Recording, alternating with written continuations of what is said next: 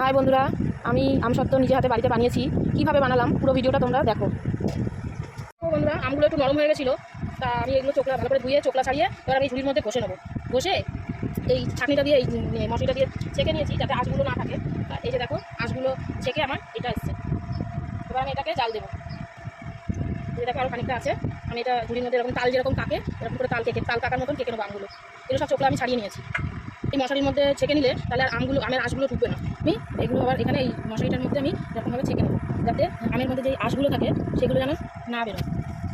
আমার জুসটা আমি পুরো বের করে নেবো। এবার আমি এটা এই যে এতটা হয়েছে, অনেকগুলো আম এনেছিলাম, প্রায় 7 কেজির মতন আম সত্য করবো বলেই আমি আমটা নিয়েছিলাম একটু নরম দেখে। এই যে দেখো ওটা এই আঁশটা বেরিয়ে গেছে, অনেক যে আঁশটা থাকে সেটা এটার মধ্যে আটকে গেছে আঁশ। যদি আম সত্যের মধ্যে যেত তাহলে ভালো লাগতো না। কতটা জল শুকিয়ে গেছে দেখো বন্ধুরা, কড়াইটা পুরো ভর্তি ছিল, এতটা ছিল, কমে গেছে, জলটা অনেকটাই শুকিয়েছে, আরও শুকাবো। এবার এর মধ্যে আমি এখন চিনি দিয়ে দেবো। চিনি অতটা লাগবে না, কেননা আমগুলো আমি পাকাই নিয়ে এসেছিলাম, মানে একটু নরম দেখে নিয়ে এসেছিলাম যাতে আমার আমের জুসটা বের করতে সুবিধা হয়। তাই জন্য চিনিটা অতটা লাগবে না, ভালোই মিষ্টি আছে আমগুলো। আমি 1 কাপ চিনি দিলাম, আর 1 কাপও দিয়ে দিলাম, অল্প একটু লবণ দিলাম, স্বাদটা যেন ঠিকঠাক ব্যালেন্স থাকে। আমি আরও 1 কাপ দিয়ে দিলাম, মোট 3 কাপ চিনি দিলাম। দেখো বন্ধুরা কতটা কমে গেছে, জল শুকিয়ে গেছে কতটা। 1 কড়াই ছিল সেখানে হাফ কড়াই হয়ে গেছে।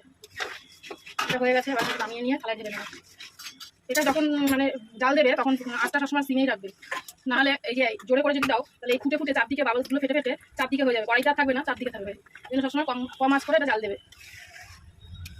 তারপরে গায়েও ছিটকাতে পারে গরম এটা।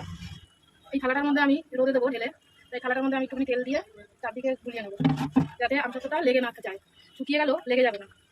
তা সরষের তেল দেবে না বন্ধুরা, কারণ সরষের তেল দিলে একটা সরষের তেলের গন্ধ আছে। রিফাইন তেল দেবে, আমি রিফাইন তেল দিয়েছি। এই সাইডগুলোতেও লাগিয়ে নেবে 2-3 হাতা এরকম করে দিয়ে বড় আমার থালাটা। এবার তোমাদের থালা মাপ বুঝে ছড়িয়ে নেবে।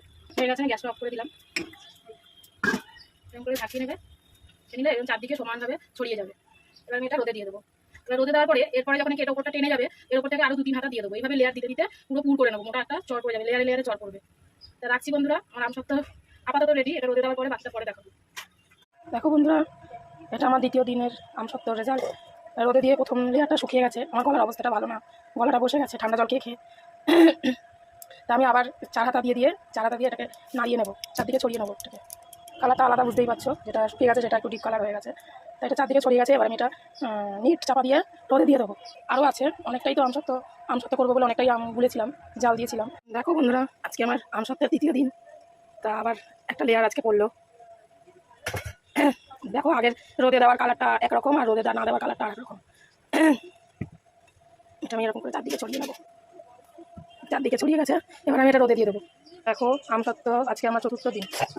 এই আজকে এটা হচ্ছে, কালকে রোদে দিয়েছি, রোদে দেওয়ার পরে এরকম কালার হয়ে গেছে, মানে শুকিয়ে গেছে। রোদটা তো খুব কড়া পড়ছে, তো আমি রোদেই শুকাচ্ছি। তাই আমি এর মধ্যে আরও আজকে একটু দিয়ে দিলাম, আজকে পুরোটাই দিয়ে দিলাম।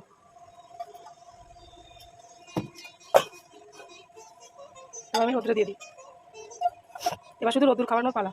প্রত্যেকদিন তোমাদেরকে দেখাবো, প্রত্যেকদিন রোদে দিয়ে শুকিয়ে যাবে। আর বন্ধুরা, আমসত্ত্বের আজ 5ম দিন। দেখো আমসত্ত্বটা কতটা কালার চেঞ্জ হয়ে গেছে, রোদের যা তাপ তার জন্যই হয়েছে। তো আজকে আমি কী করেছি, আমসত্ত্বটা উল্টে দিয়েছি। দেখো থালাটা আমার চেঞ্জ মনেই হচ্ছে, তোমরা বুঝতেই পারবে। একটা থালা দিয়ে আরেকটা থালায় উল্টে দিয়েছি, তাহলে কী হবে, উল্টো পিঠটাও শুকিয়ে যাবে ভালো করে। তা উল্টো দিকটা তো নরম ছিল, ওপর থেকে শুকাচ্ছিল, তো এইভাবে সকালে তাড়াতাড়ি শুকাবে। তাই জন্য আমি আজকে অন্য থালায় উল্টে দিয়েছি। দেখো আমসত্ত্বটা কতটা মোটা পুর হয়েছে দেখো, কেননা আমি একটা থালার মধ্যেই করেছি আমসত্ত্বটা, কেননা জায়গার অসুবিধার জন্য। তা অনেকগুলো থালায় করলে এতদিনে হয়ে যেত আমসত্ত্বটা, তাই জন্যই আমার একটু সময় লাগছে, মোটা করে করছি, এটা সময় একটু বেশিই লাগবে। আমসত্ত্বের আজকে 6ম দিন। দেখো বন্ধুরা, এখনও রোদে দিইনি, আজকে এখন রোদে দিতে যাচ্ছি, তাই জন্য ভিডিওর আপডেটটা তোমাদের কাছে দিয়ে দিলাম। কত সুন্দর দেখো কালারটা হয়েছে, অনেকটাই ডিপ কালার হয়ে গেছে, অনেকটাই শুকিয়ে গেছে, এখন অনেক বাকি আছে শুকানো। দেখো বন্ধুরা, আজকে হচ্ছে 7ম দিন আমসত্ত্বের, আজকে 7ম দিনের রেজাল্ট। কতটা কালার চেঞ্জ হয়ে গেছে, আর আস্তে আস্তে ছোটো হয়ে যাচ্ছে। থালাটা পুরো ওভার হয়ে গেছিলো, এখন আস্তে আস্তে ছোটো হয়ে যাচ্ছে, শুকাচ্ছে যত তত ছোটো হয়ে যাচ্ছে। হাই বন্ধুরা, আমসত্ত্বের আজকে 8ম দিন। দেখো 8 দিনে আমসত্ত্বটা কতটা শুকিয়ে এসছে, একদম শক্ত হয়ে গেছে। আর 2 দিন সকালেই হয়ে যাবে। হাই বন্ধুরা, আজ আমসত্ত্বের 9ম দিন। দেখো কত সুন্দর হয়েছে, পুরোটাই রেডি হয়ে গেছে আমসত্ত্বটা। আজকে রোদ্দুরে দেওয়ার পরে কেটে পিস পিস করবো।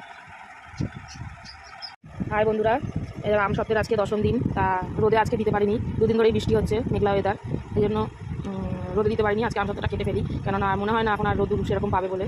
তাই জন্য আমার মেয়ে পাগলা হয়ে যাচ্ছে, কবে তুমি আমসত্ত্বটা কাটবে পিস পিস করে। বলেছিলাম পিস পিস করে কেটে রেখে দেবো, তাই ও দেখবে। আর তোমাদের দাদা নিয়ে এসছে ল্যাংড়া আম, মনে হয় ল্যাংড়া আম, আমি অতটা আম চিনি না, তোমরা যদি ভুল হয় কোনো তাহলে তোমরা বলো। আমার তো মনে হচ্ছে এটা ল্যাংড়া আম। এটা কাটি বন্ধুরা, তোমরা দেখো। এবার আমি এই আম সত্ত্বগুলো টিফিন বক্সেই রেখে দেবো, টিফিন বক্সে ভরে রেখে দেবো।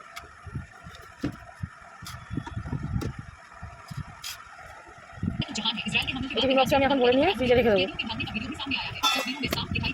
দেখো বন্ধুরা, কেটে আমি সাজিয়ে নিয়েছি প্লেটের মধ্যে, কত সুন্দর করে কেটেছি, পিস পিস ভর্তি আকারে কেটেছি। রাখছি বন্ধুরা, সবাই ভালো থেকো, সুস্থ থেকো।